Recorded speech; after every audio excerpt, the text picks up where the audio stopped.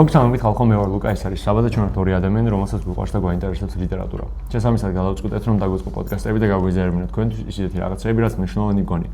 მოკლედ, დღეს ცოტა არაორდინალური ვიდეოთი გიბრუნდებით, სადაც მე და საბა განვიხილავთ რამდენიმე ტექსტს ან სუბიექტურად, რომლებმაც ძალიან დიდი გავლენა მოახდინეს ჩვენს ლიტერატურულ გემოვნებაზე და იმაზე თუ როგორ აღვიქვამთ საერთოდ ამ სფეროს და ისეც სამყაროს. ზოგადად ცხოვრებას. ხო რა, ეს არის 5 მნიშვნელოვანი ტექსტი ჩვენს ცხოვრებაში. 5. დავიწყებ მაგრამ. მე გისმენთ. მოკლედ, პირველი ტექსტი რომელზეც მე ვისაუბრებ არის მარიო პიუზოს სიცილიელი. ოღონდ ეხა განგსტერული. მაგიტო, აბა. ეხა ამბავი რაშია რომ 16 წლამდე ლიტერატურას არ ვკითხულობდი საერთოდ რა. ვაფშე არ ვიკარებოდი და სკოლაში მომივიდა ეგეთი რაღაცა, რომ არ ვიცი რატომ, რანაირად, მაგრამ ჩემმა ისტორიის მასწავლებელმა რაღაცა ლაპარაკის შემდეგ მითხრა, რომ აუცილებლად უნდა წაიკითხო მარიო პიუზოს სიცილიელიო. ეხა პატარა ბავშვი ვიყავი, წიგნს არ გავკარებოდი არასდროს და მეთქი ეხა რატომაც წავიკითხო მეთქი, მაგრამ რაღაცა ისეთი მოხდა, რომ გადავწყვიტე, რომ წამიკითხა. 300 გვერდიანი წიგნია და 2 დღეში დავასრულე რა. და დღემდე ძალიან კარგად მახსოვს აი რაღაცა ის რო არის არ ხამის 12 პირველ საათზე რო ვკითხავდი ძალიან ის ნათლად მახსოვს და ეს იყო ჩემი პირველი გამოცდილება ლიტერატურულ სამყაროში. ხო. და უდიდესი ძროა მოახდინა ჩემში ამ წიგნმა. რაღაცა აი გამიხსნა რა რომ მეთქი აუ რა მაგარი ყოფილა წიგნების კითხვა თურმე. და ამის მერე ეგრევე ნათლია წავიკითხე ის 3 დღეში დავასრულე ეგრევე ამას დავდე თუ არა დავიწყე ის და რომ მაგარი ეფექტი მოხდა იმიტომ რომ 300 გვერდია როცა არ კითხულობ ძალიან ბევრია. ხო, პირველი წიგნისთვის, პირველი მხატვრული ტექსტისთვის 300 გვერდს 2 დღეში წაკითხვა ძალიან ბევრია. ანუ რითი რა გესიამოვნო, პროცესი გესიამოვნო სავარაუდოდ. ანუ ვერ ვიტყვით რომ ეხა ეს წიგნი დიდი ლიტერატურული მიღწევებით გამოირჩევა რა, არ გამოირჩევა ეხა უბრალოდ კლასიკაა და არის ლამაზი საკითხავი წიგნი. ამბავი იმაში იყო რომ რო ვკითხულობდი, ანუ საკუთარ თავს სიცილიაზე წარმოვიდგენდი, იმ სიუჟეტში წარმოვიდგენდი და მეთქი, ანუ ჩემ გონებაში ზუსტად ისე თამაშობდა ყველაფერი როგორც წიგნში. და უბრალოდ ეგ პროცესი ასიმილაციის პროცესი თუ შეგვიძლია ვუწოდოთ წიგნთან რა, პირველად შემემთხვა. და პირველად იყო ეგ გამოცდილება რომ მე შეამოვნა ისეთ გარემოში ყოფნა, რაც რეალური არ იყო. უბრალოდ ჩემ წარმოსახვეში ხდება და თან ფინალი ისეთი, ну პირველი წიგნი ხო იყო და თან ვიდირე ფინალზე რა. საით დღემდე ძალიან ცხადად მახსოვს ეგ მომენტი და ძალიან სასიამოვნოა. ნათლიას გაავს შინაარსით? არა, ანუ შინაარსით კი იქ აქაც ეს მაფია და რაღაცეები ტრიალებს, მაგრამ ის ნაკლებად მომწონს მე პირადად სიცილიელი მაინც და დღემდე მიყვარს დღემდე ჩემ გულშია რა. ხო და ეხა გირჩიოთ, არ გირჩიოთ, ეგ ეხა ეგ უბრალოდ საუბრობთ ჩვენ ტოპ 5 წიგნზე. ტოპ რა. პირველი წიგნი ჩემს ცხოვრებაში, პირველი მხატვრული ტექსტი ჩემს ცხოვრებაში, რომელიც ჩემი კეთილი სურვილით წავიკითხე და ალბათ არასდროს დამოვიწყდა ის გამოცდილება რომელიც მომცა რა. ამიტომ აბრჩი ანუ რაღაცა ის რა ჩემში მორალური ძვრები გამოიწვია სოფხედოობა შემისვლა და დედა განგსტერობა რა მაგარია? ავი არა. ისედაც განგსტერი იყავი მანა. რა თქმა უნდა. ხო და ეგეთი მომენტი არ იყო, უბრალოდ ის იყო რომ ლიტერატურის კითხვა შემოყვარა რა და დამაწყებინა. ხო. აი ეხა ჩემი. შინაარსობრივად არ ვიცი, მაგრამ როგორც აღწერ ეხა ძალიან გავს იმას რა ქვია. ჩემ გამოცდილებას პირველს რა. ეს არის წიგნი, მოკლედ ოზურგეთში ბაბუაჩემს აქ სახლში ესე ერთ კედელზე ბიბლიოთეკა რა, მთავარ ოთახში სადაც ვარ ხოლმე და ერთ დღესაც მეუნება რომ მოდი აი ეს წიგნი აიღე და წაიკითხევა. უბრალოდ რა. თან მქონდა 2 ცალი მახსოვს. და ყველგან აწერია ჩემი დიდი ბაბუის ისაწერია რა, ნიკოლოზ მახარაძის წიგნებიდან და ძალიან ძველი წიგნია 66 წელს გამოცემული და არის რაღაცა დასკოჩილი და მეთქი რა უნდა წავიკითხო ეხლა და მე მივხვდი რომ თურმე დეტექტივის ჟანრში არსებობს ერთადერთი მეფე, იმიტომ რომ ქალებს შორის დედოფალი მხოლოდ თამარი იყო, არავითარი სხვა მხოლოდ არტურ კონან დოილია, მოკლედ შერლოკ ჰოლმსებს საუბრობ. ხო, ეს არის პირველი წიგნი რომელმაც მე შემიყვანა ლიტერატურაში და რომელსაც რო ვკითხულობდი, აი მეთქი ვახ, რა მაგარია რომ ეხა ვკითხულობ რა, აი მახსოვს ბასკერვილების ძაღლზე იყო. არ ვიცი რა დამემართა, აი შეგრძნება რაღაცა, რო გინდა რომ ამოხსნა და გაიგო და აიმე და რო ფურცლავ, აი ეგ დამმართა ამ წიგნმა. და ამ წიგნით მივხვდი რომ თურმე კითხვის პროცესით შეიძლება რომ ისიამოვნო, იმიტომ რომ მანამდე მე ეგეთი შეგრძნება არ მქონია. მაგრამ იყო შემთხვევები, აი მაგალითად დუმბაძე, თან ეხა გურიაში დუმბაძე უფრო პოპულარულია, საქართველოში ხო პოპულარულია, მაგრამ იქ ეხა გურული რადგანაც არის უფრო. და მახსოვს რომ აი მებებია ილიყო და ილარიონი არ დადეგებზე რომ უნდა წამეკითხა, ჩემი ნებით არ ამიშევია. ვერ დავამთავრე რა და ეხა ესე შუაში რო არ გავჩერებულიყავით, დედაჩემი კითხულობდა ხმამაღლა და მე ვუსმენდი, რომ ანუ რო დამემთავრებინა რა სხვანაირად ვერ იმდენად ვწვალობდი კითხვაში. და აი, მოკლედ ინგლისელები, მადლობა ინგლისელებს, მაგიტო ჩავიცი ეს. რომ მე ლიტერატურა შემაყვარეს რა. აი ეს წიგნი არ ვიცი. კიდევ ერთხელ ეხა რაღაცა დოსტოევსკივით და ბორხესივით და ის ეხა არ დაგაფიქრებს ესე რომ ვაიმე ჩემი ცხოვრება, მაგრამ კითხვის პროცესი, ჩემ შვილს ალბათ მეც ამ წიგნს მივცემ წასაკითხა და ბაბუაჩემს მადლობა, რომ ეს წიგნი მომცა რა. მე ეს რო არ წამეკითხა, არ ვიცი დღეს მეყვარებოდა თუ არა ლიტერატურა. მადლობა ინგლისელებს და ბაბუაჩემს. ეს პირველი გამოცდილება ყოველთვის ყველაზე მნიშვნელოვანია. ხო. აუ, სანამ შემდეგ ტექსტზე გადავალ, ერთი ამბავი გამახსენე და ჩემ პირველ ლიტერატურულ გაბრძოლებაზე და მინდა რომ გაგიზიაროთ რა. ახალი დამთავრებული მქონდა ნათლია რა. და ჩემი აიუნის კარის გასაკეთებლად მოვიდა ორი მუშა. ერთი ძალიან მაღალი, კორლეონე. ერთი ძალიან მაღალი, ერთი დაბალი კაცი რა. ხო და ნუ ეხა პატარა ვარ, რაღაცა საქმე არ მაქვს გასაკეთებელი. მეთქი უყურებ მეთქი რა, რას იზამენ მეთქი, მაგრამ მაინტერესება და ეს ჩამოვდექი და უყურებდი როგორ აკეთებდნენ კარებს. და რაღაც მომენტში ეს დაბალი კაცი მეკითხება, რომ შენ რა ქვიაო რა? მე ვთქვი, მე ლუკა მქვიაო. და ის მეუბნება ეგეთ რაღაცას, სიცილიად მეთქი, ნათლიდან ერთ-ერთი პერსონაჟის სახელს მეუბნება, აუ რა ქვია? ლუკას რაღაც ქვია, კაროჩე რა იმ პერსონაჟს და ეხა ვერ ვიხსენებ რატომაც. ხო და მეუბნება რომ მაგას ეგ სახელი ახსენა უბრალოდ და მე ვთქვი, ახ რას გავარ ეგ დიდია, ძლიერია და მე აგერ გალეული პატარა კაცი ვარ მეთქი რაღაცა და იმასაც გაიცინო. წაგითხული გაქვთ ან მე მეკითხა და მე ვთქვი კი მეთქი, ახლა ხანს წავიკითხე მეთქი და მოგეწონა რაღაცა და ვილაპარაკეთ მაგ წიგზე ეს თან კარებს აკეთებს თან საუბრობთ რა და მე მეუბნება ეგეთ რაღაცას რომ ეხლა შენო წადიო და რემარკის სამი მეგობარი წაიკითხეო რა და მე ვთქვი აი ეგ იყო უკვე განათება რომ ვიღაც ადამიანს ველაპარაკე პირველად ლიტერატურაზე ძალიან სასიამოვნო იყო მას ნალაპარაკი და მე უბრალოდ ის ტექსტის რომ ეს ტექსტი კი არ წამიკითხავს სამი მეგობარი არ წამიკითხავს აი ხა თუ გიყურებს ეს ადამიანი ოი არ გეწყვეტს ნახევრამდე მივედი და ბოლო 4 წელია ვაპირებ რომ გავაგრძელო და დავამთავრო მაგრამ ვერ მომაბი თავი ხო საინტერესო ისტორია. ეგ ძალიან მიყვარს ეგ კაცი. არც სახეზეც არ მახსოვს, არაფერზე არ მახსოვს, მაგრამ უბრალოდ განცდად ჯამშა და მიყვარს. ხო და ეხა იდეაში ერთ ტექსტზე არ მინდა ლაპარაკი, იმიტომ რომ ამ ტრაგედიებზე უნდა ბერძნების გარეშე შენ არ გამოხვიდონდი ხა. დიახ. მოკლედ იდეაში სამი ტრაგიკოსი ყავს ესქილე ევრიპიდე და სოფოკლე. ევრიპიდესთან დიდად ახლოს არ ვარ, კარგი ურთიერთობა არ მაქვს. და სოფოკლეს და ესქილე ვთქვი თუ ევრიპიდე? ევრიპიდესთან არ მაქვს. ხო, სწორად. ხო და ესქილე და სოფოკლე ჩემთან ახლოს არიან, უბრალოდ ვერ ვირჩევ რომელი უფრო მომწონს. ეხა რატო ვარჩევ ამ ტექსტს? იდეაში ის მსოფლმხედველობა, რომელიც მე ჩამოყალიბებული მაქვს რა, ცალკე ლიტერატურას როგორც უყურებ და ცალკე სამყაროს როგორც აღვიქვამ, იდეაში ეფუძნება ბერძნებს და ეფუძნება იმ ტრაგედიებს, რომლებიც წავიკითხე რა. მაგით არის უმნიშვნელოვანესი. ესქილეს ორესტეა, ალბათ ჩემი ფავორიტი ტრაგედია მაინც ესქილეს ორესტეა. მაგრამ აი სოფოკლეს ოიდიპოს მეფე კოლონოში და ეგორი ტექსტიც ძალიან მნიშვნელოვნად მიყვარს აი მახსოვს ოიდიპოს კოლონოში რო წავიკითხე ავტობუსში ვიჯექი მაშინ დავამთავრე რა და აი ეს ავტობუსიდან მიხედავდი და რაღაც მომენტში რაღაც აზმა დამარტყა და ვახმეთ კი წამოვიძახე რა ვიღაც ხალი შევაშინე კაროჩე ძალიან მაგარია ხო და მაგიტომ მიყვარს ბერძნული ტრაგედიები მე რომ აქ არსებული პერსონაჟები იმიტომ რომ რაღაც მე სოციალური ელემენტები ჯერ ეგრე მძაფრად არ არის შემოსული შესაბამისად პერსონაჟები უფრო თავისუფლები არიან რა ანუ უფრო გახსნილები არიან და უფრო დიდი მიმდევრობა აქვს ტაბუებს გულისხმობ ხო აი ტაბუები კი ბევრად ნაკლებია და თან ტრაგედიის პრინციპიც ხო იმაშია რომ ანუ პერსონაჟი სჭირდება და მაგ ყველაფრის გარეშე ხო სრულიად დაცლილი უნდა იყოს მაგ გამოცდილებისგან რა უბრალოდ გამოცდილების აღქმისგან სრულიად დაცლილი უნდა იყოს იმიტომ რომ საკუთარი თავის მაქსიმალური გამოვლინება შეძლოს იმ გასაჭირში და იმ უკუღმა სიტუაციაში რომელშიც ღმერთები ჩააგდებენ რა და აი გადათამაშებები უბრალოდ როგორც ხდება მე ძალიან მიყვარს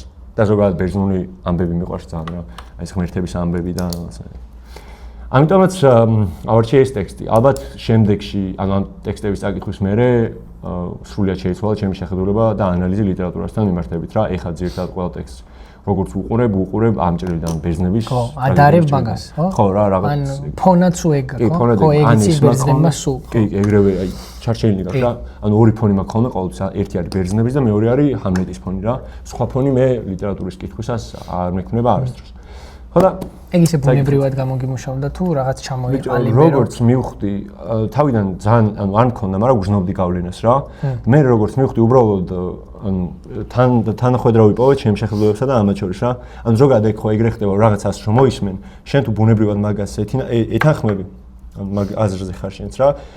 გაგიჯდება ავტომატურად რა, ანუ შეიძლება რაღაცაზე არ ქონდეს ნაფიქრი, მაგრამ ეხმიანებოდეს იმ აზრებს, რომელიც შენ გაქვს და მე გაგიჯდება თუ მოისმინე ეგ აზრი რა. ბერძნებთან ეგ დამემართა, რომ მე თვითონ ვერ ხვდებოდი, რომ მაგ თამასაზე ვიყავი, მაგ ფიქრებში ვიყავი მეც, მაგრამ აქ რო წავიკითხე, მივხვდი, რომ ჩემი ყოფილა იქ ყველაფერი, ანუ საჩემოა, იმიტომ რომ მეც ეგრე აღვიქვავ რა სამყაროს.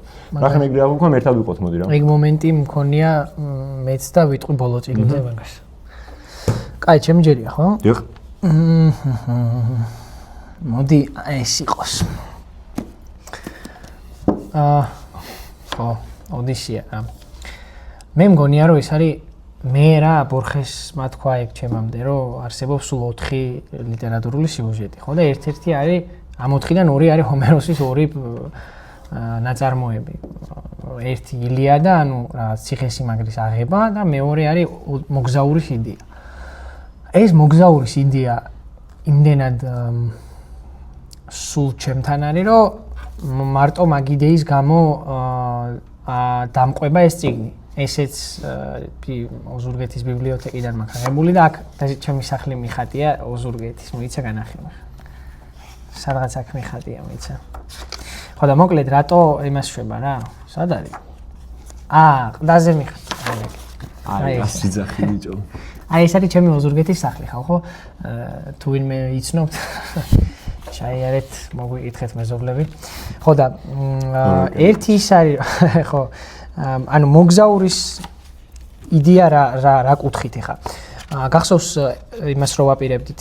არ მახსოვს ირლანდიელი მწერლის რომელიღაცის ის რო გვინდოდა რა ქვია, თარგმნა. ხო და რო დავიწყე ვინ არის რა არის, მე მგონი ის ტრევორი თუ ვილიამ ტრევორი. მე მგონი ეგ. ხო და ერთ-ერთი ინტერვიუ აქვს მაგ ადამიანს და ეგ არის თუ სწორად მახსოვს მაგ ავტორზე ვსაუბრობ. ირლანდიის სამხრეთ-დასავლეთში არის ეგეთი ქალაქი კორკ ქვია და მაკედან არის რა. და 18 წლის ასაკში წამოვიდა მაკედან და დუბლინში ცხოვრობდა. და მე თუ სწორად მახსოვს ამერიკაში. ხო და ეგ ამბობს რომ ყველა ქალაქს აქვს თავისი წლოვანება, თავისი ასაკი, რომელსაც რომ მიაღწევ, აუცილებლად უნდა დატოვო ის ქალაქი. კორკს აქო 18 წლამდეო რა. დუბლინს აქო რაღაცა 25-26 წელიო რა. მე უნდა წახვიდეო. და აი მან ის მქონდა ეგრევე ოდისეაზე ხონე ხა ეს ასაკზე წასვლა არ არის, მაგრამ მოგზაურის იდეაზე რომ მე ჩემი მშობლიური ქალაქი 18 წლისას დავტოვე და რო არ დამეტოვებინა, ანუ იქ რო დარჩე 18 წლის მერე რა უნდა გააკეთო, წარმოდგენა არ მაქვს რა. ანუ ჩათვალე რომ რაც კი გაქვს შესაძლებლობა ყველაფერს კლავ.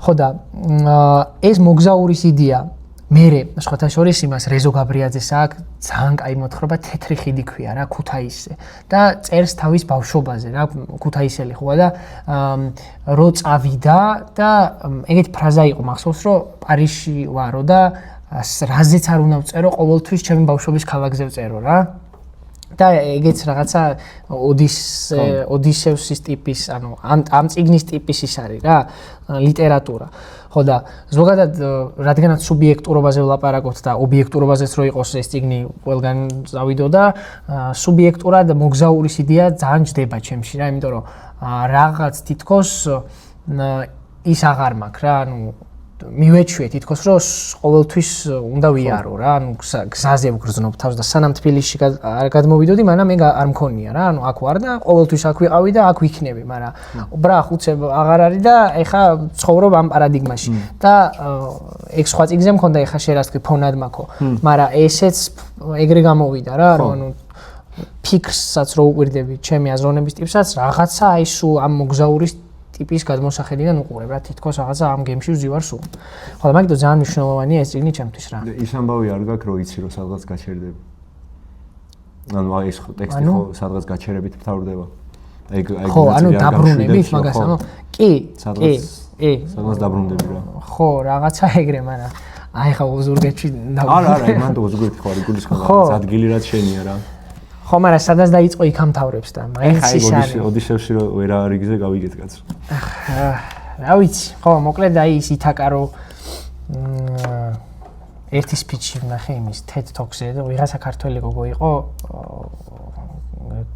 გზა ითაკამდე თუ რაღაცა კაი ის იყო მოусმინეთ თუ გინდათ უბრალოდ სათაური მახსოვს და კაირო იყო ეგ მახსოვს მაგრამ რა შეიძლება მაგარი ამბავი აი რაღაცა რო გახსოვს ოღონდ მარტო განცდით არის ხო აი რა ილაპარაკეს რა აზრი იყო და თქონე არაფერი არ გახსოვს პროსტა გახსოვს რომ ძალიან მაგარი იყო რა რომდე რაღაცაზე ვარ ძალიან კაი ოდისეა მოკლედ აი ეგრე სუბიექტურად გარჩეულიც გვაქვს შეგიძლიათ ნახოთ დიახ ყველაზე მეტი ნახოთ ჩემი შემდეგ ამოუში მეორე წიგნი ჩვენ მე მგონი კაი ხანი დაგჭირდება უი დედა აუ ხალხო ეხა მე ტექსტი მოვიტანე აი ეხა პოპკორნი მოიმარაგეთ და ერთი 10 წუთი მოვიტანე ხალხო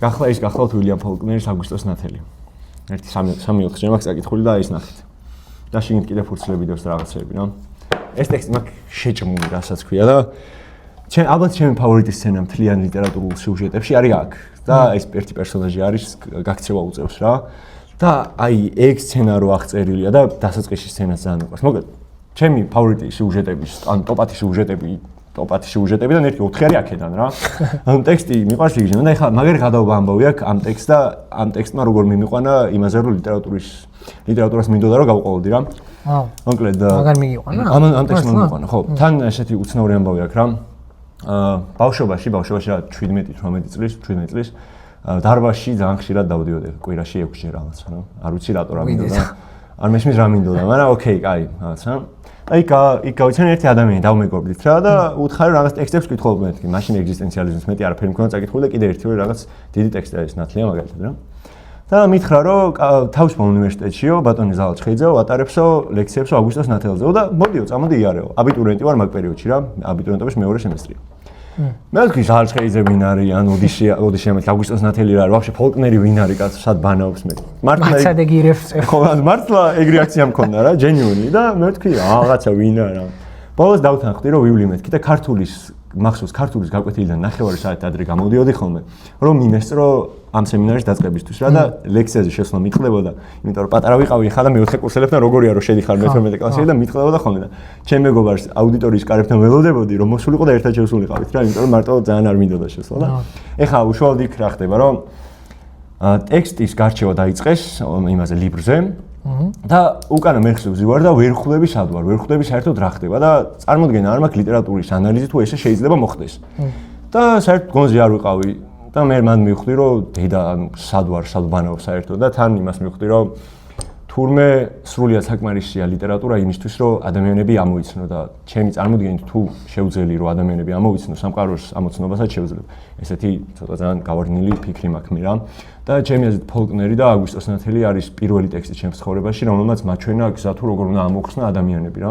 იმიტომ რომ ფოლკნერის პერსონაჟები არის მოდერნულ ტექსტებში, ძველ ტექსტებთან არ მაქვს შეხება ეხა იმას ოდისეას და ბერძნულ ტრაგედიებს არ ვეხებია მერე ტექსტებში. ალბათ ფოლკნერის პერსონაჟები არიან ყველაზე თავისუფალი, ისევ თავისუფალი უნდა ვთქვა. ანუ სოციალური როლებისგან ყველაზე დაცლილი პერსონაჟები ესენი არიან რა და ჩემთვის ყველაზე მარტივი აღსაქმელი ეგეთი პერსონაჟები გამოდიან. ჩემთვის სრულიად ცხადია, რატო არიან ეგეთები, რას აკეთებენ, რა უნდათ რომ გააკეთონ, რას როგორ მიემართებიან. და პლუს ამას აქ არის ერთი პერსონაჟი Hightower-ი და ჩემი Spotify-ის ერთ-ერთ პლეილისტს ქვია ცხენზე ამხედრებული Hightower-ი. ნუ ეხა ოღონდ მაგ პერსონაჟზე არ გულისხმობ მაგ პერსონაჟის ბაბუა იგულისხმება იმ სათაურში რა, იმიტომ რომ ის არის მღვდელი. წარმოიდგინე და რაღაცა გასაჭირი რო არის რა, ანუ მღვდელი რაღაც გასაჭირში ვის მიმართავს საშველად რა, რომ რაღაცა გზა აჩვენოს. ღმერთს ხო ყველა ცხადია გადმოიღებს ბიბლიას და წაიკითხავს. ეს პერსონაჟი რას აკეთებს იცი? მიდის თავის წიგნების თაროსთან და პოეზიის წიგნი გადმოაქვს, არ მახსოვს რომელი მწერლის. და ეგ იყო, ანუ ეგ წავიკითხე, მე ვთქვი, ვაიმე, ანუ სად ვბანაობ საერთოდ ადამიანები ეს რაღაცებს, რომ დავდივართ, როცა ესეთ რაღაცები იწერება და როცა ესეთ რაღაცების აღქმის უნარი გვაქვს რა. და აქ მივხვდი ზუსტად, რომ თუ შეგიძლია რომ რაღაცა აღიქვა და მით უმეტეს ეს რაღაცა თუ არის ლიტერატურული სიუჟეტი და მით უმეტეს ეს რაღაცა თუ სცდება ყველაფერი იმას, რაც შენ შეგიძლია გამოცადო ცხოვრებაში, მაშინ რაღა გიდგას წინ რომ გააკეთო რა იქ. რაღა გიდგას წინ რომ აღიქვა და წაიკითხო და გაყვება აქ სფეროს. და მან მივხვდი, რომ ანუ ამბები და ამ ამბებში არსებული ადამიანების მოსმენა, დაკვირვება და აღქმა არის ჩემს ცხოვრებაში უნიშნულოვანესი რაღაც, რაც შემიძლია რომ გავაკეთო. საკუთარი თავისთვისაც და საკუთარი მენტალური მდგომარეობისთვისაც. და მაგის მერე შევჯექი და ვარ ცხენზე ამხედრებული Hightower-ი. და სხვა შორის იქ დამოვიწყდა მე თქვა და პერსონაჟი რომელთანაც ყველაზე მეტად საკუთარ თავთან გავაკავშირებდი, ალბათ არის Hightower-ი აქ. ხო, მან რაღაცა თული კითხვა იყო და ხო და აი მომენტში არ გამახსენდა საერთოდ ეხლა მომხსენდა. აი ეგეთი წიგნი რო გაქვს, რომელმაც სფეროში, ამ სფეროში წასვლა გადაგაწყვეტინა, კაი, იმიტომ რომ მე არ მაქვს ეგეთი წიგნი. კაი. რა წუთი ვაბარგავდი? მე ვთქვი 10 წუთი მოივარაგეთ მეთქი. ეს არის ძალიან კაი გამოცემა. კია საბჭოთა გამოცემა, მაგრამ კლასიკური წიგნები, რავი, ხა თომას მანიდან დაწყებული ტოლსტოი, დოსტოევსკი, ყველა გამოცემულია რაღაც ირანული პოეზიის თუ სპარსული პოეზიის ჩათვლით. ხო და ეს ხუთივე წიგნი რაც მოვიტანე არის ჩემი ბიბლიოთეკიდან ოზურგეთის. ეს წიგნიც ამ შემთხვევაში აი ეს შექსპირი მაქვს დახატული, მე მას ევაყდებზე ხატვა. ხატვა გწონია ძმები. არა, რაღაცა მე დამავიწყდა. ხო და ეს არის ისე წითელი წიგნია. ჩემი ნებით რაც ძალიან გასაკვირი იყო, ავდექი, აი კალმით რომ აქ ფურცელზე დაწერილი. აი ხა რა მემართება, იცი? აი გადმოვიღე შექსპირი და რაღაცა ვიყავით 16 არა და 17 რაღაცა ეგრე რა. და წავიკითხე მეფე ლირი. და აი მანდ მივხვდი რომ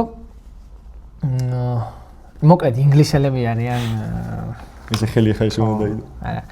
ინგლისელებო თუ გვიყურებთ და ქართული იცით. მოინდა. თქვენ გაიხარეთ კოლონიზატორობის გარდა, კაი მხარეც გაქვთ. ხო და მოკლედ მეფე ლირი დღემდე არც ჰამლეტი, არც ოტელო, არც ერთი. მეფე ლირი არის ჩემი საყვარელი ტრაგედია, პიესა შექსპირის რა, იმიტომ რომ მანდ დავინახე ორი პერსონაჟის, მეფე ლირის და იმის მასხარას პერსონაჟებზე დაკვირვებით ადამიანი ანუ პერსონაჟი როგორ შეიძლება აღიქვა ნამდვილ ადამიანად და გადმოიტანო შენ ცხოვრებაზე და იმ ადამიანებზე ვისაც იცნობ, იმიტომ რომ მეფე ლირს აი ერთ კონკრეტულ ადამიანს ისე გავდა, ვისაც ვიცნობდი, რომ ვა, მეთქი, მისი შვილებიც კორდელიას გარდა ის ორი გონერილა და რეგანა ის აი ეგენიც ზუსტად და მოკლედ რაღაცა ისე დაჯდა რა, რომ ვა, მეთქი, ეს ამან რა იცის ახლა ეგ ამბავი რა. ძალიან მომეწონა. მე არის რომ იქ ერთ მომენტში როცა განრისხებულია მეფე ლირი და ხუმარა და რო წამოვა მეორე ქალიშვილიდან თუ პირველი ქალიშვილიდან და ჭექაქუხილი და წვიმა რომ მოდის რა. მალხას ხარბედიას აქვს იმაზე რეზო გაბრიაძეს აქვს ქუთაისი ქალაქია რომანი რა და ეგ რო წავიკითხე, მე წავიკითხე მალხას ხარბედიას ესე მაგ რომანზე რა და ამ იმასთან მეფე ლირთან აქვს გავლებული პარალელი იქ არის მოკლედ ეს სოფელი არის ქუთაისის გვერდით ქუთაის და წყალტუბოს შორის ბანოჯა ქვია რა და მოქმედება ვითარდება ბანოჯაში როცა მთავარი პერსონაჟი ჩადის ბებიამისთან და ბაბუამისთან ამ გაბრიაძის რომანში რა და იქ ერთ-ერთ მომენტში ბაბუამისი არის ტუალეტში, ოღონდ გარე ტუალეტები როა სოფელში რა და გაწვიმდება დაეცემ ეს ტუალეტი დაინგრევა და ხელში უჭირავს კარი თუ რაღაცა ფიცარი და მირბის რა წვიმაში სახლისკენ ან სახლიდან ტუალეტისკენ რა და ეგ მომენტი აქ შედარებული იმას მალხას ხარბედიას მეფე ლირი რო გამოდის და ვა მეთქი ეს რა მაგარი კაცია ესეთი პარალელი როგორ გაავლო და მან მივხვდი რომ თან შექსპირის რა მაგარია და თან გაბრიაძეც რა მაგარია იმიტომ რომ ტიპმა რა მოვლენა აიღო რაღაცა მეფე ლირი და მეფე და რაღაცა და ქალიშვილის შეურაცხყოფისგან განაწყენებული მოდის და რაღაცა და იქ ბუნებას ხელს უწყობს და არიქა და იქ მას მოკლედ რა სასწაული აქვს ეპიკური მომენტი და უცებ წყალტუბოში ტუალეტი დაინგრა და ბაბუა გარბის წვიმაში ეზოში რა და ვა მეთქი აი მარტო მაგის გამო არის მალხას ხარბედია როგორც ლიტერატურის კრიტიკოსი პირველი კლასის რო აი ეგეთი ის ხო და მოკლედ ჩემი პირველი პიესა იყო თუ ზოგადად პირველი ნაწერი შექსპირის და იმის მერე ალბათ სუბიექტურობის გამო პირველია შეიძლება ჰამლეტი გავლენით და იმით ჯობდეს მაგრამ მეფე ლირი არის ტოპ თან მერე ბალზაკის მამა გორიო რო წაგვაკითხა ზამა უნივერსიტეტში წაგვაკითხეს მამა გორიო ბალზაკის და აქედან აქ აღებული სიუჟეტი და გადაკეთებული და მაგის მერეც რაღაცა გამისწორდა ძალიან რომ მეთქი მაგარია ყოჩა ბალზაკ ხო და მორჩი მე ჩემს ინგლისელებს ხო ჩემს ინგლისელებს მორჩი და დაუთმოთ ადგილი მე მე ეხა წიგნი არ მაქვს თან მეგობარს ვათხოვე. იმედია დამიბრუნებს. ეხლა სახელდაგვარი თქვი რომ შერწყვეს. ისმენთ. ეს წიგნი რომელზეც ახლა მინდა ვილაპარაკო არის ყოფის ავტოენის სიმსუბუქე. და ეგ არის ჩემი go-to წიგნი, როდესაც ცუდად ვარ რა. ან ცუდად ეხა მენტალურად mental breakdown. mental breakdown გვაქვს რაღაც მივდივართ ყოფის ავტოენის სიმსუბუქესთან. ან მართლა როცა რაღაცაზე არეული ვარ, როცა ვერ ხვდები რა გავაკეთო, როცა უბრალოდ მინდა რაღაც სივრცე, ჩემი პირადი სივრცე, სადაც რაღაცებს უბრალოდ დავთმობ და ვიქნები ჩემთვის, მივდივარ ყოფის ავტოენის სიმსუბუქესთან. და ვკითხულობ ხელმეორედ, რამდენჯერაც მომიდება. ეხლა დიახ, განსაკუთრებული ტექსტი არ არის რა. სხვა შორის რამდენიმე ადამიანისგან მომისმენა ეგეთი პრეტენზია, რომ მე არ მიყვარს, როდესაც ტექსტში ავტორი მიხსნის თუ რა ხდება, ანუ პირდაპირ მეუბნება პასუხებს ტექსტთან დაკავშირებით, მაგრამ ჩემთვის ეხლა ეგ ტექსტი მაგ ელემენტს არ ატარებს, ანუ ახსნილი არაფერია რა. ჩემი აზრით მე პირადად ყველაფერს პოვნა მე თვითონ მომისმენ. გიხსნის რას? ანუ აი მან ხო ის არის ფილოსოფიური ჩანართები აქვს მაგ ტექსტს რა და ანუ ეგეთი აზრია რომ ამ ფილოსოფიური ჩანართები და კიდე რაღაც სიუჟეტურად ანუ კი არ გისაბუთებს შენ აზრებს რომლებიც გაქვს როგორც ხომწერლები აკეთებენ რა მაგეთ ფოლკლორი გისაბუთებს რომ კი მართალი ხარ რა ეს არის პირდაპირ აი ეს ესეა მომორჩაო ანუ არ ვესმის რატომ მე ხო გეუბნები კიდე მე ეგრე არ მგონია რა ჩემს ძალიან თავისუფალი ტექსტია და მე ალბათ ტომაშის და ტერეზას სიყვარულს დავიცავ ყველგან და ყოველთვის კბილებით საბინას პერსონაჟს დავიცავ ყველგან და ყოველთვის კბილებით იმ სიუჟეტს საბინა და ტერეზა რო არიან ფოტოებს რო ვიღებ საბინა ტერეზას მაგ სიუჟეტს დავიცავ კბილებით ყოველთვის და ყველგან იმიტომ რომ იდეალური სცენაა რა მე მგონია რომ ეგ სცენა თუ კაცმა მით უმეტეს დასრულმა ბიჭმა ეგ სცენა თუ სწორად გაიგე და არა ისე როგორც ხალხს ისმის რაღაც სცენები საკმაოდ ჯანსაღი მენტალური მდგომარეობა გქონია და ჯანსაღად აღიქვამ რაღაცებს ჩემი აზრით რა ეხლა რაც შეეხება ტომას ალბათ ჩემი ერთ-ერთი ფავორიტი ლიტერატურული პერსონაჟი კაცი პერსონაჟი არის ტომაში რა ტომაშობა ალბათ გაასწორებდა. ბიჭო, როგორ ტიპია იცი? ძალიან დიდი პირადი სივრცე აქვს ტომაშს. და მე ძალიან სიამოვნებს ტერეზასთვის იდეალურად, ანუ რო იდეალურად რო ხდება ეს პირადი სივრცე როგორ მოარგოს ტერეზას. იმისთვის რომ სიყვარულიც გამოხატოს და იმისთვის რომ საკუთარი სენეთიც შეინარჩუნოს. და სემინდე? არა. დაიტა. ოკეი. გავჭედე რატომაც. ხოდა ეგ ტომაშობა ჩემი აზრით მაგარი გაასწორებდა რა. ხო, არა, ხვდები რა, ანუ მუღამს ხვდები რა. რო არ გაგიჟდეს თან და თან რო უყვარდეს, ეგ რო ერთად დასვას ეგ შეუძლია რა. თან მან პირადი სივრცის გარდა არის მთელი პოლიტიკური კონტექსტიც ხო, კი. როცა საბჭოთა არმია შედის პრაღაში და ჩვენთვის განსაკუთრებით ის არის, რა ქვია. რელევანტურია ეგ კონტექსტი ხო, იმიტომ რომ ჩვენ ეხლა კი. აი მაგის თქმა უნდა ფილისმად იცის თუ იცის საბჭოთა ჯარი პრაღამ კი არა. მე ძალიან მიყვარს ტექსტები, სადაც ტოტალიტარული რეჟიმი, ან ტოტალიტარული რეჟიმზე ხაზია გასმული, ოღონდ ესე პირდაპირ არ გაჯახებენ რა. ფონად არის, იმიტომ რომ როდესაც ფონად არის ეგ ყველაფერი, უკეთესად იაზრებ ყველაფერს. ანუ აღსა 1984-ში რო არის რომ პირდაპირ გაჯახებს. მანდა რომ კაი გავიგეთ რომ ცუდია, ჩვენც ვიცით რომ ცუდია, ჩვენც ვიცით რომ ძალიან ბანძობაა რა, მაგრამ აი როდესაც უკანა ფონზეა და პერსონაჟები მაგ პერსონაჟებს ეგეთ სივრცეში უწევთ თამაში და უწევთ რაღაცების კეთება. მან უკეთესად ხვდები რეჟიმის სიმახინჯეს რა. აი ძალიან როგორ მიმდინარეობს ცხოვრება ესეთ სიმახინჯეში თან შეიძლება ლამაზადაც. ხო, ზუსტად. და ეგ მაგას თუ იაზრებ, მე ყველაფერს ხდება ძალიან ცოცხლ. ხო, ეს ტექსტი ძალიან მიყვარს რა. ხო, ამოვანათოთ იქ შუაში სადღაც. დარწმუნებული ვარ ყველამზე პირადად იცის ყდა. ხო, მე მაქედან არასოდეს დამავიწყდება ბოლო თავი კარენინის ღიმილი.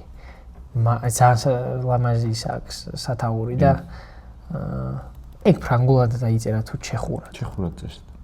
იმიტომ რომ ფრანგულად ხო წერდა კუნდერა და იქ მახსოვს პირველ გვერდზე რო წერია გამოცემა და კოპირაით უფლებები, მან ჩეხურად ეწერა, არა და მახსოვს რომ ფრანგულად წერდაო და ალბათ ეგ ჩეხურად არის დაწერილი. მაგრამ რაღაცა ის ვნახე. ვიღაცა ჩეხი მწერალი ვნახე, რომელიც არ წამიკითხავს, მაგრამ ანუ როგორც წავიკითხე, კაფკას გავლენაც აქვს და კუნდერას გავლენაც აქვს რა და ძალიან მაინტერესებს და დამავიწყდა სახელი და გვარი და მე კუნდერას აქვს ხო შორის კაფკას. კუნდერა ელემენტები კი? ხო ის არის, კუნდერა ხო რეალურად კრიტიკისთვის უფრო ცნობილია ბევრ საზოგადოებაში ვიდრე ლიტერატურისთვის. კუნდერას კრიტიკაზე ხო, რა თქმა უნდა, რა თქმა უნდა. და კაფკას კრიტიკაც არის რა საკაიფოდ მაგასთან. კი. გაზრებული რო აქვს ეგ ვიცით რა, კარგად გავწვა. მოკლედ როგორც შეატყობდით ჩემი რაღაცა სუბიექტური მიკერძოებულობა თუ გემოვნება არის დამოკიდებული იქამდე იმაზე თუ რა ისტორია არის ამ წიგნის შესახებ მანამდე სანამ მე იქამდე მივალ რა. რაღაცა ფონი არის შექმნილი ამ წიგნის ირგვლივ და მე მივიდივარ და ვკითხულობ. ან ვიღაცა მეუნება, ან რაღაცა. ხო და ეხლა შემდეგი წიგნი არის შეიძლება საკმაოდ ღრმა წიგნია, ანუ აზრის თვალსაზრისით, მაგრამ ისეთი არა როგორიც არის შემდეგი დაუშვათ. და ეს არის ჯემალ ქარჩხაძის მდგმური. ძველი გამოცემა საბჭოთა არის რაღაცა 79 წელს გამოცემულობა მერანის დაგეჭდილი. ხო და აი ეგრე ესეც ზურგეთში ბიბლიოთეკაში ვიჩიჩქნები. გადმოვიღე რა და გადავშალე და აწერია ისა რა ქვია ბაბუაჩემი ჩუქნის მამაჩემს. ოღონდ 79 წელია და მამაჩემი არის 10 წლის. ხო და რო და ამიტომ წავიკითხე მეთქი ნეტა რა ჩუქა წავიკითხო რაღაცა და 10 წლის ბიჭს ეს წიგნი რატო აჩუქა? ან ბიჭშვილს ეს წიგნი რატო აჩუქა? თუ ხვდებოდე დედას პიცა ვარ, მე არ ვაჩუქებდი, შანსი არა. ანუ რო წავიკითხე, მოკლედ დასაწყისიც კაი აქვს, მე ერთი პოდკასტი ჩავწეროთ. დასასრული ხო აი რაღაცა და მთავარი მე რამდენიმე ადამიანის გამსმენია ვისთანაც ამ წიგნზე მილაპარაკია, რომ რაღაცა ანუ რა ვიცი, წავიკითხეო და რავიო რა. ხო და მე წიგნი ხო ზოგადად იმიტომ მოგწონს, რომ შენ თავთან ძალიანავლებ პარალელს რა. გარდა იმისა, რომ შეიძლება მაგარი აზრები ეწეროს, წადი ფილოსოფია წაიკითხე მაშინ, ხო, რავი, კანტი წაიკითხე და აკალი თავი თუ გინდა, მაგრამ ლიტერატურა იმისთვის არის, რომ შენთან მოვიდეს და შენი თავი დაიჭირო იმ პერსონაჟში, ან რამე თვისება დაიჭირო, ან ვიღაცის, შენი ოჯახის წევრის, ან მეგობრის, ან რაღაცა ეგრე და მაგით კაიფობ კითხვის დროს. ხო და კაი სიტყვაა. ხო. ხო და ამ წიგნის მთავარ პერსონაჟთან გავავლე პარალელი საკმაოდ ისე არასასიამოვნოდ, ანუ დიდი ტკბილი დასასრული არა აქვს, ხო და მე ესე შემოვირტყი თავში ხელი და თუ ვინმეს წაკითხული გაქვთ მიხვდებით, თუ არ გაქვთ წაკითხული, წაიკითხეთ და მე მიხვდებით და თუ არ წაიკითხავთ, რა ვიცი. ესეთი ამბავია მოკლედ და ხო, სხვათა შორის მე მამაჩემის ცხოვრებაზეც რაღაცები დავამთხვიე და ცოტა წინასწარმეტყველური გამოუვიდა, იმიტომ რომ რატო აჩუქა 11 წლის ადამიანს ეს წიგნი წარმოდგენა არ მაქვს. არაჩუქოთ, საერთოდ არაჩუქოთ ეს წიგნი არ არის რა. უბრალოდ ესე ვინმე თუ მივა მისით და იყიდის და წაიკითხავს. დანარჩენი ჯემალ ქარჩხაძის მდგმური ერთ ჩანძვაკას ურჩიე და თავში შევიტყვი. ხო, რატო ურჩი არ ვიცი. არ ვიცი სხვათა შორის წაიკითხა თუ არა. მე მგონი არ უყურებს. თუ გეძმაკაცება არ წაუკითხავს. ხო. ო, ეგ არის და ეგ რა მოკლედ. მოკლედ ქარჩხაძე ძალიან კაი კაცია რა, ზუსტად, აი კაი კაცია რა. ჯიგარი. ჩემი ბოლო წიგნი. მიდიო. კარჩე, ეხლა დღევანდელი დღე ჩემი მხრიდან ფოლკნერის და მოემის გარეშე ხო ვერ შედგებოდა და ოღონდ კონკრეტულად ამ ტექსტზე მაქვს ხა აქცენტი სიგიჟე ერთი ღამის არა პატარა ტექსტია წაიკი ყველას გირჩევთ აბსოლუტურად და ეხლა რატოა ეს ტექსტი ჩემს ცხოვრებაში მნიშვნელოვანი რა აი პირველ როგორც აი ბოლო სამი ტექსტი რადგან ვილაპარაკე ეგ არის სამი ტექსტი რომელმაც ეს რაღაცა ლიტერატურული ძვრების მოახდინა ჩემში მაგრამ მოემი ეგ არ არის ჩემთვის რა ანუ მოემი იყო საბოლოო წერტილი ჩემი გემოვნების დასმის რა რომ აი რა როგორი ლიტერატურული გემოვნება მაქვს დამიშვა აი ამ წიგნი რო სიო აი ესეთი პერსონაჟი აი რაც ვაპარაკე რა მე ბერძნები რატომ მომწონს რაც თქვი ფოლკლორი რატომ მომწონს რაც თქვი ეგ ყველაფერი შემიკრა უკვე მოიმა რა სიგიჟე ერთი ღამისა ზოგადად ძალიან მაგარი ტექსტია და ეს არის მეტნაკლებად ამბავი ერთი ღამის სადაც შეიძლება დაინახო თუ რა კარგად შეუძლია კაცს მწერალს დაწეროს ქალი პერსონაჟი ისე რომ არ შეეტყოს ამ ქალ პერსონაჟს რომ კაცის დაწერილია და თურმე რა მაგარი ყოფილან ქალი პერსონაჟები თუ სწორი კაცი დაწერს მაგაზე რა აი ეს არის ეგეთი ტექსტი და ბუმია რა დასასრული არის საერთოდ გაგაგიჟებს რომ ვახ ბიჭო რა მოხდა რა და შეგაყვარებს ქალ პერსონაჟებს კიდევაც ზემოდან ხო ბევრი არაფრის თქმას არ ვაპირებ მოემზე რა ჩვენმა ხშირმა მაყურებელმა კარგად ისე ჩემი დამოკიდებულება მასთან და როგორ მიყვარს ეგეც კარგად იციან. ჩემი მე პირადად აი 18-19 ყველა 18-19 წლის ბიჭს ურჩევდი მოემის წაკითხვას რა. იმიტომ რომ ჩემი აზრით ძალიან კარგი სტარტია ლიტერატურის სამყაროში შესასვლელად მოემი რა. ანუ რავი, თუ არ მოგეწონა მოემი, იშვიათად ძნელია რომ სხვა ტექსტები, კარგი ტექსტებიც მოგეწონოს. ჩემი პირადი სუბიექტური დამოკიდებულებით სიმართლე რომ გითხრათ. მან სხვა მოთხრობებიცაა, სხვა შორის. ერთი მაგარი მოთხრობა ამან მარგალიტის ყელსაბამი ქვია.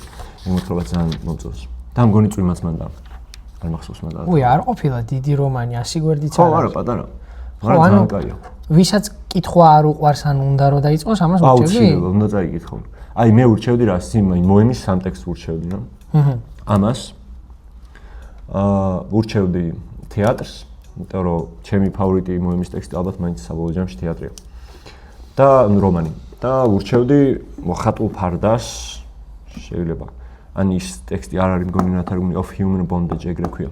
მგონი არ არის ნათარგმნი, არ ვიცი. მაგრამ თუ თარგმანი იპოვეთ, ეგ წაიკითხეთ. ქართულად როგორ იქნებოდა? მაგც ქართულად როგორ შეიძლება ესათავრებად.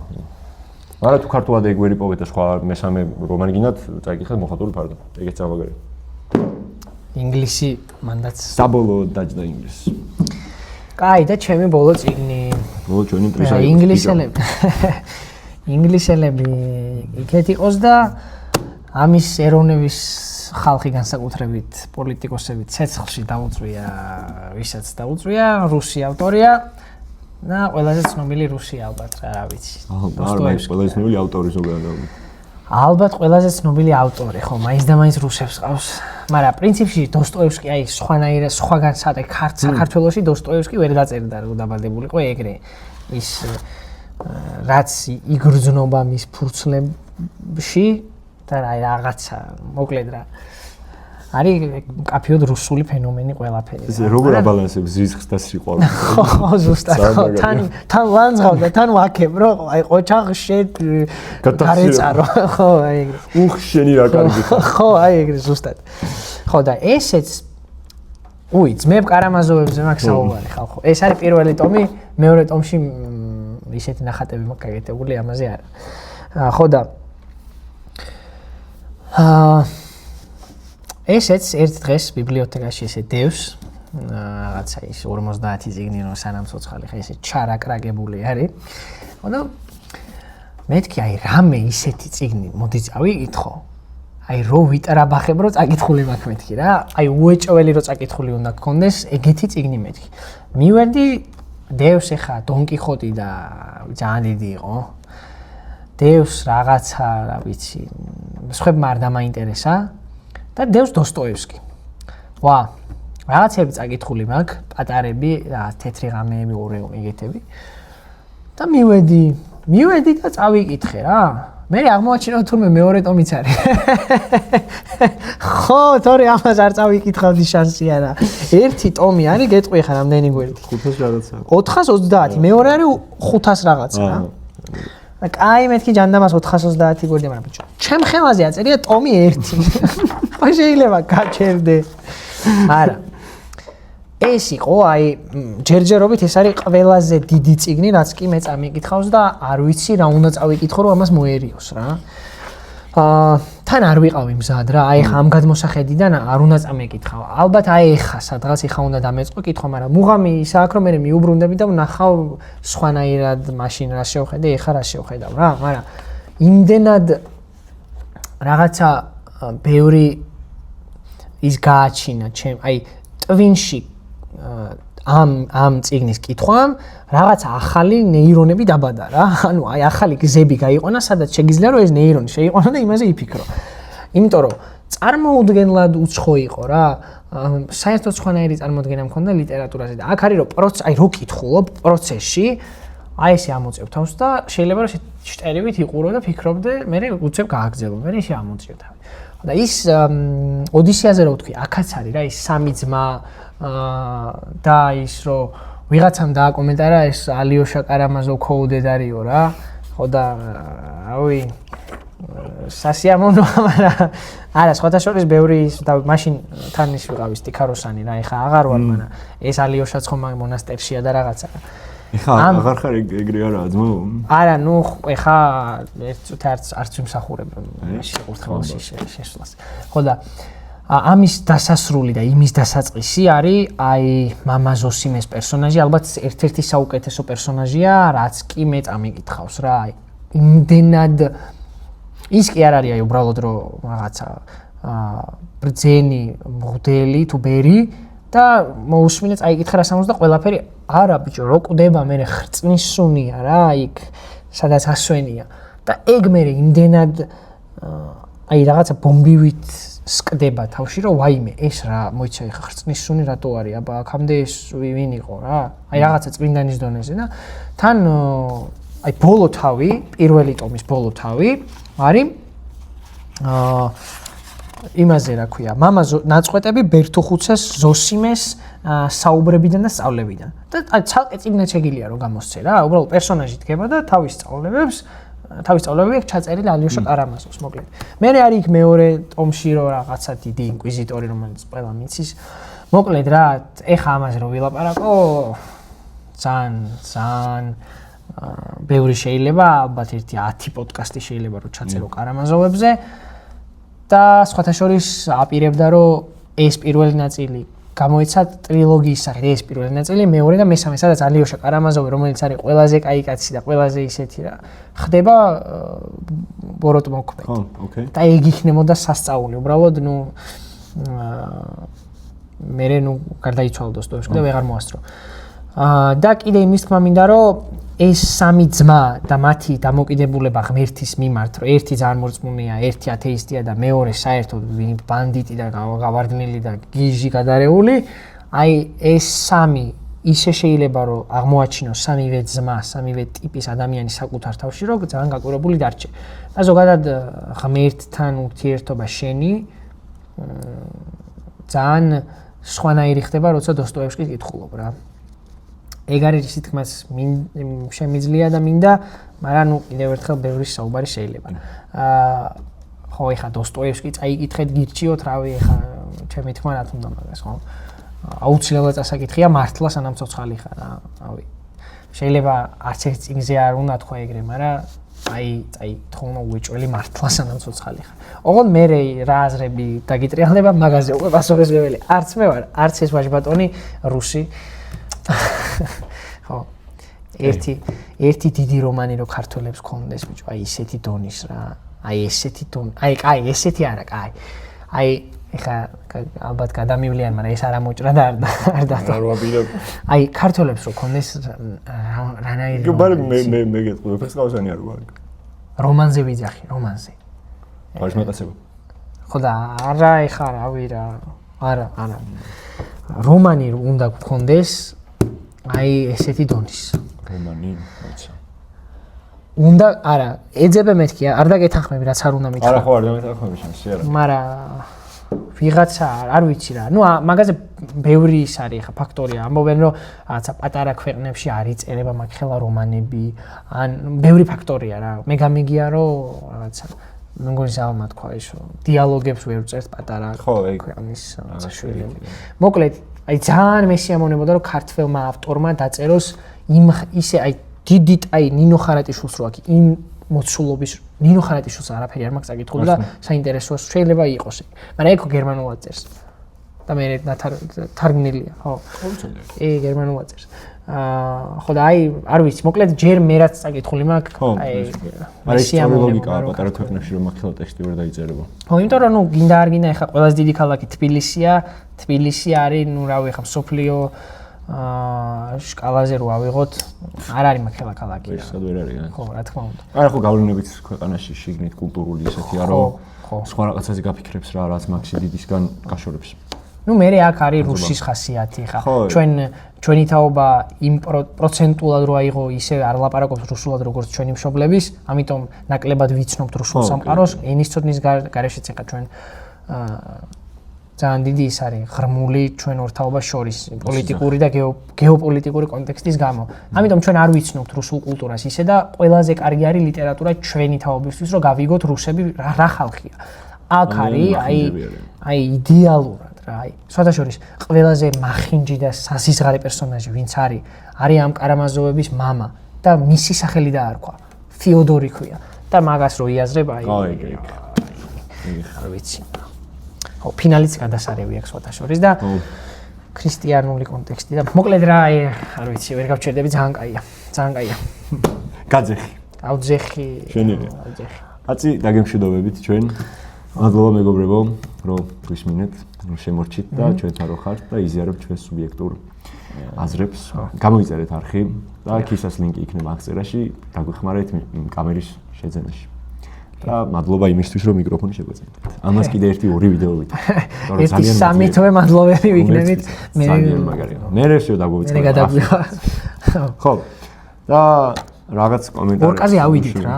აუ ავიდით. 2000-ზე ავიდით. ხალხო 140 დაგვრჩა ამ ჩაწერის მომენტში. მაგრამ დაიცა ეს დაიდება ორ კვირაში ჩაწერიდან. ასულები ვიქნებით შანსი არა არის. ხალხო 3000-ზე 3000-ზე ავიდეთ ხალხო. აუ ვალენტინობას წერთ სხვათა შორის. აი რა. ეს უნდა ითქვას. თქვენ გამო შეყვარებულები დავტოვეთ და მოვედით ჩასაწერად ხალხო დაგვიფასეთ რა. თუ შემოიწერეთ არხი. გამოიწერეთ არხი და 1000 ლარი ყველამ რომ დაგვიდონატოთ მილიონერები გავხდებით. კი. რამდენია ესე? არა, კაი არ დაგვითხოვოთ არ მე 1.0 მიამატე და 18000. 1000 ლარი ჩაგვირიცეთ ხალხო ყველა 18000 ლარი გვექნება ვიგულავებთ სადმე საბიზნესი სწავლობთ საფხულში. და აღარ შევწერთ მე ვიდეოს არასდროს. არა, ჩავწერთ უბრალოდ აგულავები ვიქნებით მე. აგულავები. ხო, აი ამბობი, კაი ვიდეო გამოგვივიდა და კაი ხალხი ხართ რომ დარჩით და გვისმენთ რა. ე ბატონო. კარგად, მადლობა. შეხვედრამდე.